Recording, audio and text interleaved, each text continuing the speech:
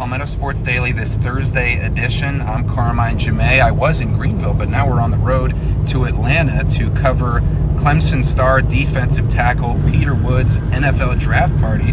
So we'll get into all the NFL draft talk as we're getting ready for day one of the draft.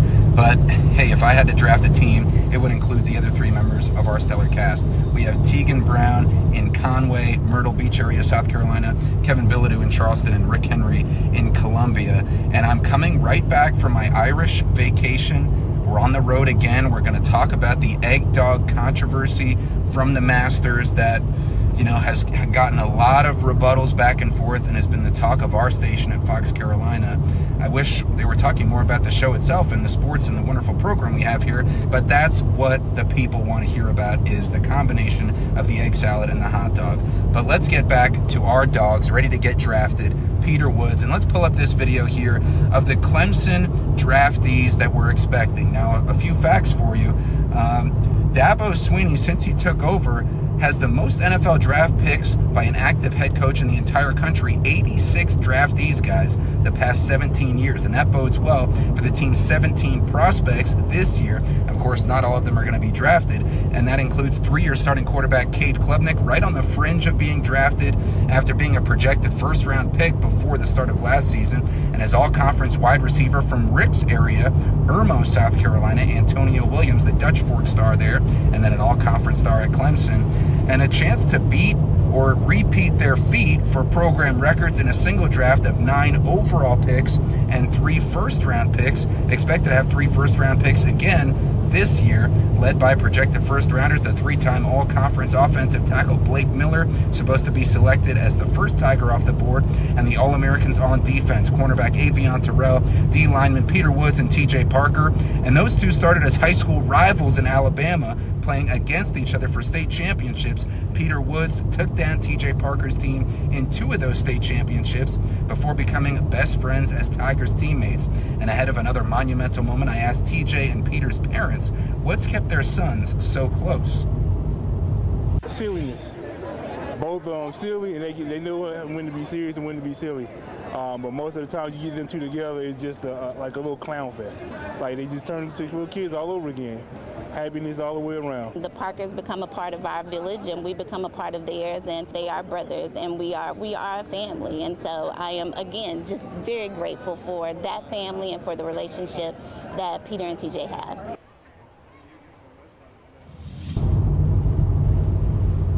So really cool to see this full circle journey from high school rivals, guys, to now potentially fellow first-round draftees. A lot of mock drafts have TJ and Peter in the mid-20s as far as where they could be selected.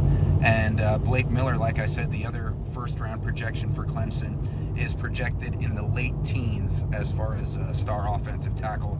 Most snaps ever played at Clemson. I believe 54 consecutive starts. The guy's a workhorse and a great blocker, obviously. 3-time All-ACC. So, Tegan, we could have a tying of the record for Clemson football with 3 first-round picks, or if Avion Terrell is selected as cornerback, another All-American, could break the record for Clemson first-round picks in a single draft with 4. Big day for the Tigers in the NFL draft.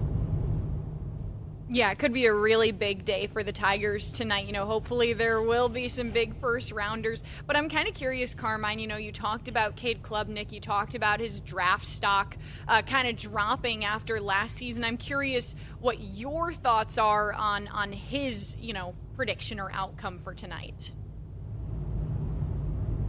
Yeah, great question. I think if he gets drafted, it's a win. A lot of the mock draft sites have him in the 6th or 7th round, which of course would be the final round, but it doesn't mean you can't have a successful NFL career from there.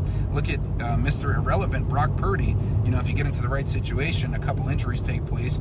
Cade Klubnik has a lot of experience. He's top 5 in a bunch of different quarterback categories in Clemson history, including starts, wins, first in, I believe, completions in Clemson football history. So he could start off as 2nd, 3rd, or 4th on the depth chart, even if he's not drafted, and still have a good career. But I think he's well worth, Rick, a flyer to take for one of these teams in the 6th or 7th round.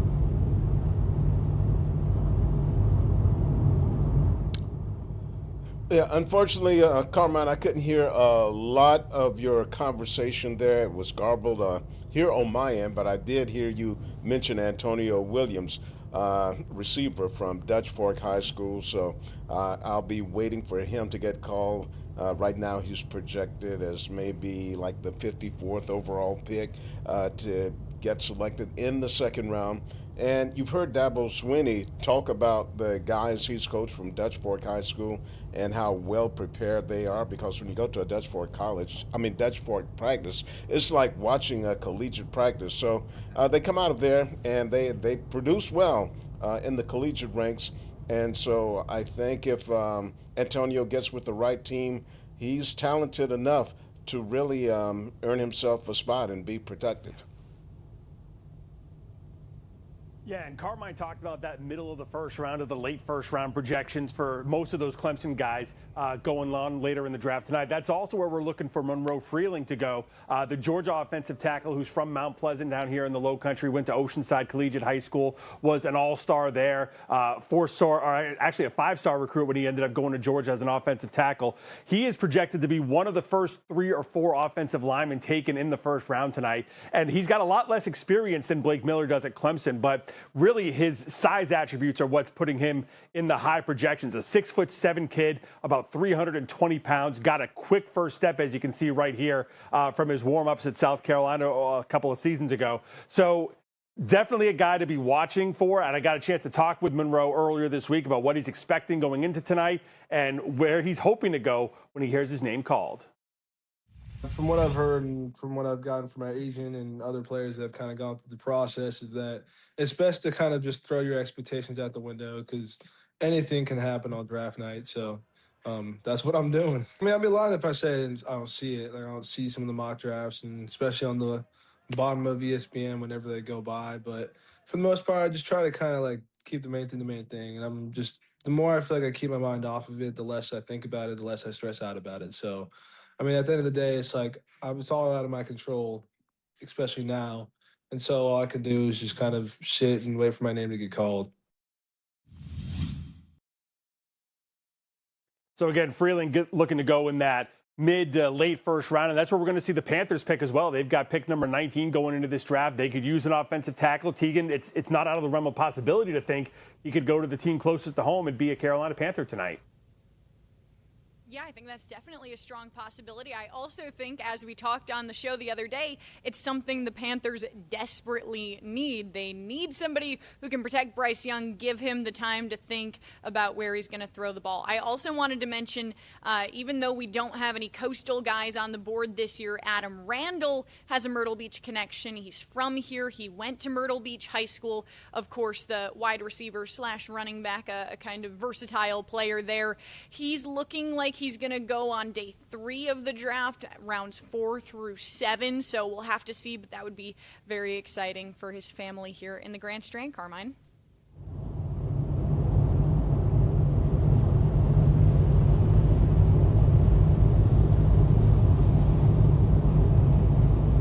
We may have lost Carmine, but we're going to come back after this quick break, hopefully with those issues fixed.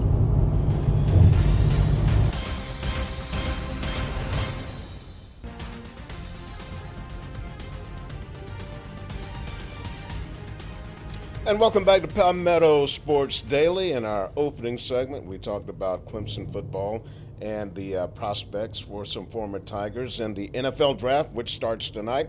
And now we're going to talk some college basketball. The Gamecock women and another big pickup for head coach Don Staley as she picks up Olivia Edwards, the number 3 prospect in the 2026 SC Next 100. She announced her commitment to South Carolina today, and she becomes the Gamecocks' highest-ranked recruit for this incoming class and a potential cornerstone for Coach Don Staley's program moving forward.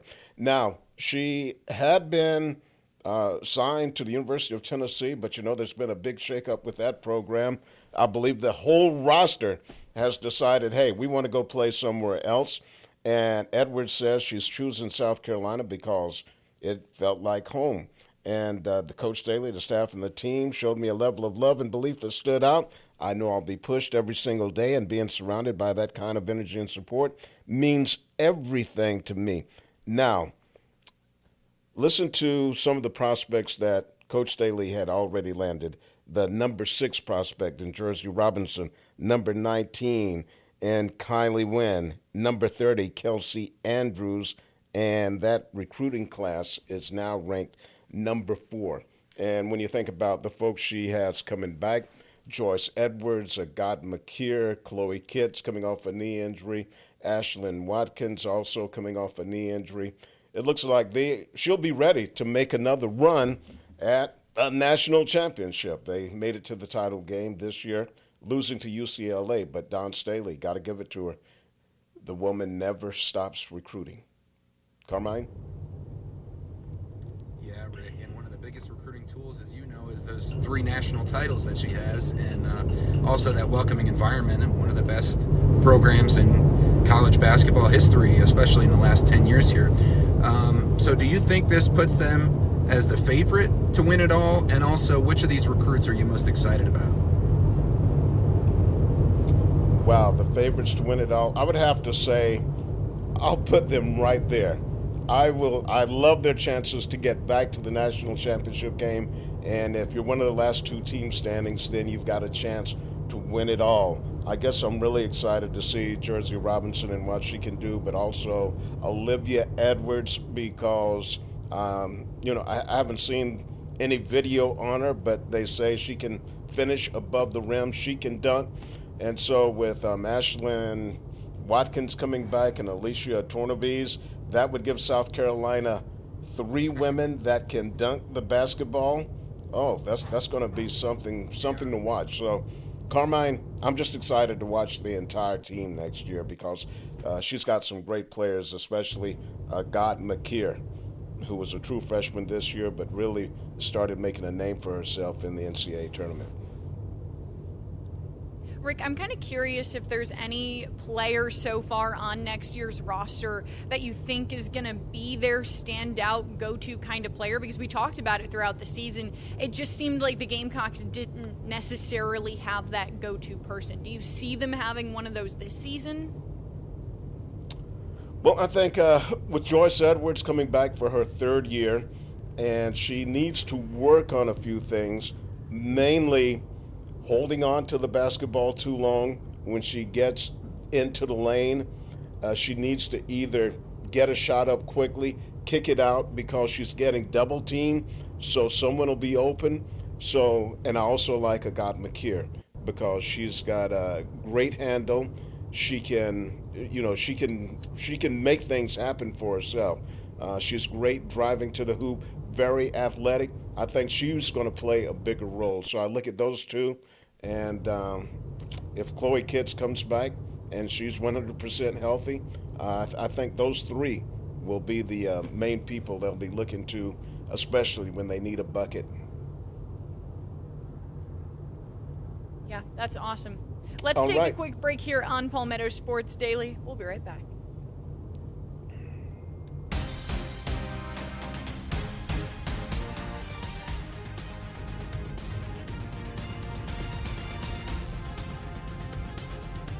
Welcome back to Palmetto Sports Daily. We've talked about a couple of sports today, but now we're jumping on the ice because it is playoff season in hockey. The PD Ice Cats in their inaugural season already in round 2 of the playoffs, and they kicked off game 1 last night versus the Columbus River Dragons. The River Dragons scored first in that first period, a little more than halfway through, and then the PD answered pretty quickly. It was tied 1-1, but that would be the only goal for the night that the Ice Cats would score, because the River Dragons did end up scoring twice more in the second period to come away with the win, 3-1. But don't worry, this is a best of 3 series, so as long as the Ice Cats can win these next 2 games, which are both on the road at Columbus, they will then advance to the finals round. So still a lot of excitement to look forward to. However, of course, for fans, If the Ice Cats lose the next game, which is on Saturday, that would mark the end of their season. It would also mean that last night was the last home game of the season. But I will say I was there at the game. I got to interact with a lot of the fans, and they were very, very passionate guys. It was a blue out, and I saw multiple people who decided to paint themselves blue, which is true dedication. It looked like we had a few long-lost members of the Blue Man group, so that was cool to see. And it was a great, kind of setup for the fans. I think they've all gotten really excited to just finally have a hockey team back out there. So we'll have to see if the Ice Cats can win Game 2, hopefully force a Game 3. But Kevin, I know that you've got some hockey action over there as well. Yeah, the first round of the ECHL playoffs kicking off on Friday. The Stingrays going to open up the series at home as they take on the Atlanta Gladiators, a team they went back and forth with this entire season, finishing just 1 point ahead of them in the final standings. But that was good enough to give them home ice advantage in this first round, which is a big deal for the Rays as they get ready to take on the Gladiators in Game 1 coming up on Friday night. Now, we talked yesterday about how last year's team, they kind of rolled through the regular season, had the most points in the entire league before getting upset in the first round. This year has been a bit different. They've had some ups and downs, a lot of guys getting hurt, a lot of guys getting called up to the AHL to play for Hershey before coming back down now to return for the postseason. Also want to mention this is David Warsofsky's first year as the head coach. So this is his first playoff as a head coach. And I asked him earlier this week if he's going to change anything as he gets ready for his first postseason. We're a good team. We've proved that all along. We had a lot of wins. We had a lot of one-goal games that, I think are really going to help us. So kind of everything that we've done, I think, is going to help us in the playoffs. And I don't plan on changing a ton. I think we're a group that, when we get the information we need and we're able to go out and execute it, we are a really good team. We've obviously been on the wrong end on some big games. And, I think just through those we've learned. And obviously the guys from last year, we still have that sour taste in our mouth. And, we're eager to, get through this first round and then, keep building off of that. That's Charlie Combs, who's coming back from an injury, but he should be set to go in Game 1 coming up on Friday night. And then they'll turn right around and play Game 2 on Saturday. So we'll have a recap of those coming up on Monday night. We're going to be right back here on Palmetto Sports Daily to wrap things up right after this.